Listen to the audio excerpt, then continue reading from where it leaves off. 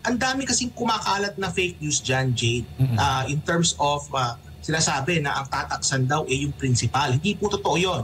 Ang nataksan po dito ay yung kinita, no, yung naging interest doon sa sinave mo. Ngayon, sasabihin ng gobyerno dyan, fake news, ano? Siyempre nga naman, na take advantage yan ng mga kababayan natin na medyo hindi magandang palakin, ano, para linlangin ng tao. At yan nga nakita natin, ano, kasi ang daming kumakalat na sabi-sabi at kuro-kuro sa Facebook o sa samang social media, sinasabi nila dyan na ang buwis daw po ay sa principal. Hindi po totoo yun.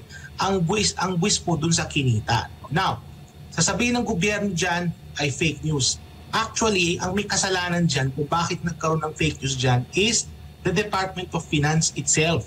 Kasi instead of this being a straightforward na rollout ng policy, nagkaroon sila ng problema dito, Jade, in terms of properly communicating yung pagbabago ng pulisiya sa taong bayan.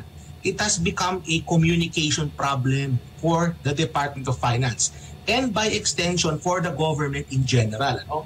Itong ganitong klaseng issue, ano, ng misinformation out of a benign and a simple rollout of policy, ito ay manifestation ng mas broader problem ng gobyerno sa ngayon in terms of messaging. May problema po sa komunikasyon.